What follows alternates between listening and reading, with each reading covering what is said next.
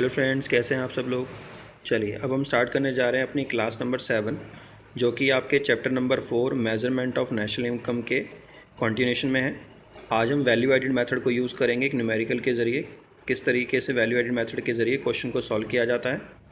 और यहाँ पर एक फार्मूला और भी यूज़ होता है वैल्यू एडिड मेथड के साथ, उसी कैटेगरी में ही, हमारे फेज़ 1 के कैटेगरी में ही। फेज़ 1 का मतलब होता है जहाँ पर जनरेशन ऑफ इनकम का फेस होता है, तो उसमें एक फाइनल आउटपुट मेथड भी होता है। तो उसके बारे में भी मैं वीडियो के एंड में आपको बताऊंगा। सबसे पहले हम समझेंगे वैल्यू एडिड मेथड। चलिए शुरू करते हैं।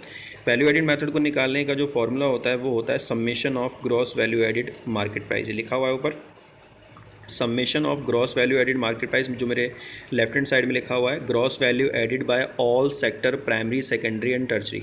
हमारे कंट्री में जितनी भी इंडस्ट्रीज़ हैं, चाहे वो प्राइमरी हो जो रॉ मटेरियल को एक्सट्रैक्ट करती हैं, सेकेंडरी हो जो रॉ मटेरियल का यूज़ करके मैन्युफैक्चरिंग करती हैं, जो टर्चरी इंडस्ट्री हैं जो सर्विसेज इंडस्ट्रीज़ को देती हैं गुड्स को एक्सट्रैक्ट करने में, रॉ मटेरियल को और प्रोड्यूस करने में।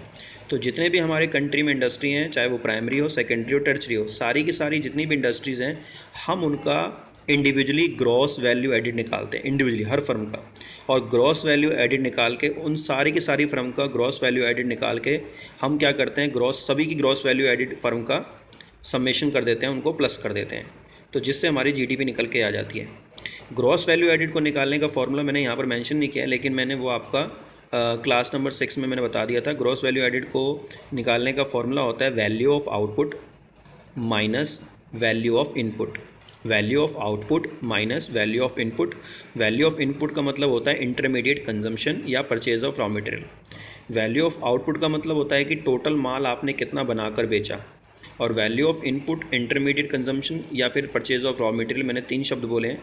इन तीनों का मतलब होता है कि जो माल आपने बेचा, उस बेचे हुए माल को बनाने के लिए आपने कितना रॉ मटेरियल यूज़ किया, वो आपका वैल्यू ऑफ इनपुट होता है। तो वैल्यू ऑफ आउटपुट मतलब बेचने के लिए, और वैल्यू ऑफ इनपुट मतलब उसी बेचे गए माल को बनाने के लिए कितना रॉ मटेरियल आपने यूज़ किया, तो वो माइनस कर दीजिए, आपका ग्रॉस वैल्यू एडिड आ जाएगा। तो यहाँ पर मैंने 4 फर्म्स का एग्जाम्पल लिया है, A B C D, ये 4 फर्म है जो हमारी कंट्री की 4 फर्म है। अब इसमें आप प्राइमरी, इंडस्ट्री, टर्चरी कोई भी एग्जांपल ले सकते हैं। तीनों में से हो सकता है कि A आपकी प्राइमरी है, B आपकी सेकेंडरी है, T और C आपकी क्या है, सेकेंडरी है, D आपकी टर्चरी है। कोई भी आप एग्जांपल ले सकते हैं। अब हम क्या करेंगे, इन चारों की चारों फर्म का, जो हमारे कंट्री के 4 फर्म है, मान लीजिए पूरी कंट्री में 4 ही फर्म्स हैं। अब इन चारों फर्म्स का जो ग्रॉस वैल्यू एडिशन निकलेगा इंडिविजुअली, हम उनको क्या करेंगे, आपस में प्लस करके जीडीपी निकाल लेंगे। और जीडीपी क्या बताती है, नेशनल इनकम बताती है। तो यहाँ पर शुरुआत करते हैं न्यूमेरिकल से। मान लीजिए कि A ने B को 20 करोड़ रुपए का माल बेचा, A ने C को 30 करोड़ का माल बेचा, A ने हाउस होल्ड को 40 करोड़ का माल बेचा, और A ने क्लोजिंग स्टॉक रखा 10 करोड़ का। क्लोजिंग स्टॉक का मतलब होता है वो स्टॉक जो हमारा बेचने से रह गया है, जो हमने अनसोल्ड स्टॉक होता है उसको क्लोजिंग स्टॉक बोलते हैं। तो टोटल A के पास कितना आउटपुट निकल के आया, 20 + 30 + 40 + 10, तो यहाँ पर टोटल निकल के आया 100 करोड़। अब आप ये मत कहना कि क्लोजिंग स्टॉक तो वो है जो आपने बेचा नहीं है, लेकिन बनाया तो है ना। हमें बनाने से मतलब है, बेचने से मतलब नहीं है। तो जितना भी आउटपुट आपने बनाया वो हमारा 100 करोड़ का बनाया। अब इस आउटपुट को बनाने के लिए आपने कितना रॉ मटेरियल यूज़ किया, वो A के पार्ट पर दिया नहीं हुआ कि कितना इंटरमीडिएट कंजम्पशन किया है। तो इसलिए जब दिया ही नहीं हुआ तो आप माइनस भी नहीं करेंगे, दिया होगा तो माइनस कर देंगे। तो यहाँ पर अब आ जाते हैं B पर। B ने क्या किया, वही गुड्स जो B ने क्या किया, फिर गुड्स जो है B ने आउटपुट बनाया, प्रोड्यूस किया, और उसने C को बेचा 40 करोड़ का, D को बेचा 60 करोड़ का, और हाउस होल्ड को बेचा 50 करोड़ का। तो उसने 3 लोगों को माल बेचा है, C, D और हाउस होल्ड। अब B ने ये तीनों को माल बेचने से पहले माल खरीदा भी था। किससे खरीदा था, A से। कितने का, 20 करोड़ का।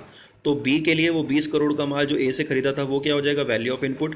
तो हम क्या करेंगे, 40 + 60 + 50, 100, जो हमारा 150 करोड़ बैठेगा उसमें से 20 करोड़ माइनस कर देंगे, तो 130 करोड़ आ जाएगा। जो B ने A से परचेज फ्रॉम A लिखा हुआ है ना यहाँ पे, देखो परचेज फ्रॉम A। तो ये 20 करोड़ का माल जो B ने A से खरीदा है वो टोटल आउटपुट में से माइनस हो जाएगा। तो 130 करोड़ रुपए B की ग्रॉस वैल्यू एडिड आएगी मार्केट प्राइस। मार्केट प्राइस का मतलब होता है जिस प्राइस पर हम गुड्स को कस्टमर को बेचते हैं। अब आ जाइए C पे। C ने अपना माल बेचा D को, हाउस होल्ड को, और एक्सपोर्ट किया। तो टोटल उसने माल जो आउटपुट बेचा 100 + 100 + 100, 300 करोड़ रुपए का माल बेचा। और C ने A और B से माल खरीदा था 30 करोड़ और 40 करोड़ का। तो 70 करोड़ का माल C ने A और B से खरीदा था। तो वो C के लिए क्या हो गया, इंटरमीडिएट कंजम्पशन हो गया, वो आपका 300 करोड़ में से माइनस हो जाएगा तो 230 करोड़ रुपीज़ आपका सी का gross value addition market price आ जाएगा। तो इसी तरीके से जब डी ने माल बेचा गवर्नमेंट को या हाउस होल्ड को तो टोटल 200 करोड़ का माल बेचा 100 + 100, और उसके बाद उसने डी ने माल खरीदा था बी से और सी से 60 और 100 का, तो 160 करोड़ का इंटरमीडिएट कंजम्पशन हो गया डी के लिए, तो माइनस होके 40 करोड़ रुपए आ जाएगा। तो इस तरीके से जब चारों फर्म्स का हम ग्रॉस वैल्यू एडिशन करेंगे, राइट हैंड साइड में देखिए जहाँ पर स्टार बना के सॉल्यूशन लिखा हुआ है, तो 100 crore plus 130 crore plus 230 crore plus 40 crore, तो टोटल 500 करोड़ आपका सम अप आ जाएगा ग्रॉस वैल्यू एडिशन का चारों फर्म का। यही आपका जीडीपी होता है और इसी को हम नेशनल इनकम बोलते हैं।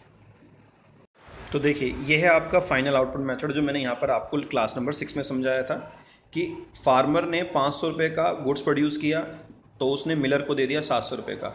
वही 700 रुपये का गुड्स मिलर ने वही 500 रुपये का गुड्स मिलर ने क्या किया, 700 रुपये में उसको 200 रुपये की वैल्यू ऐड करके बेकर को बेच दिया। बेकर ने वही 700 रुपये का गुड्स मिलर से लेकर उसमें 300 रुपये की वैल्यू ऐड करके कंज्यूमर को बेच दिया। तो फाइनली जो कंज्यूमर ने 1000 रुपये का माल खरीदा, वो माल जो आउटपुट है वो फार्मर से मिलर और मिलर से बेकर से कंज्यूमर के पास आ गया। अगर मैं फार्मर की 500 रुपये का आउटपुट, मिलर की 700 रुपये का आउटपुट और बेकर की 1000 रुपये का आउटपुट, तीनों को अगर प्लस कर दूंगा तो ये आपका नेशनल इनकम को कैलकुलेट करने में डुप्लीकेशन होगा, ये गलत तरीका होगा। या तो आप जो फाइनली एक ही गुड्स तीनों ने यूज़ किया, देखो फार्मर, मिलर और बेकर ने तीनों ने एक ही गुड्स का इस्तेमाल किया है, एक ही रॉ मटेरियल का इस्तेमाल किया है जो फाइनली कंज्यूमर के पास गया है। तो अगर हम तीनों का टोटल आउटपुट लेकर प्लस कर देंगे तो वो नेशनल इनकम सही निकल के नहीं आएगी। एक ही गुड्स का यूज़ तीनों ने किया है, तो इसीलिए जब एक ही गुड्स का इस्तेमाल अलग अलग प्रोड्यूसर करते हैं तो उस केस में हम फाइनल आउटपुट को यूज़ करते हैं।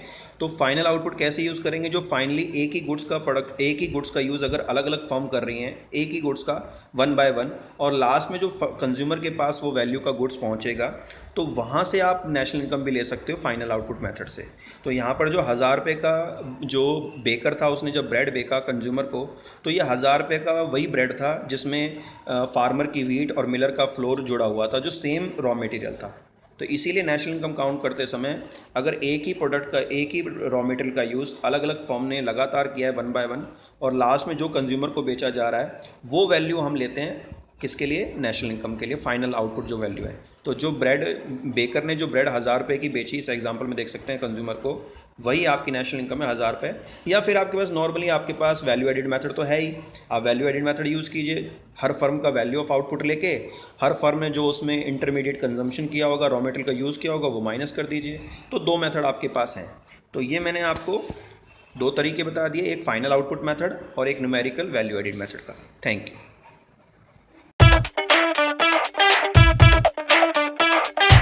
Subscribe now and press the bell icon. Never miss an update.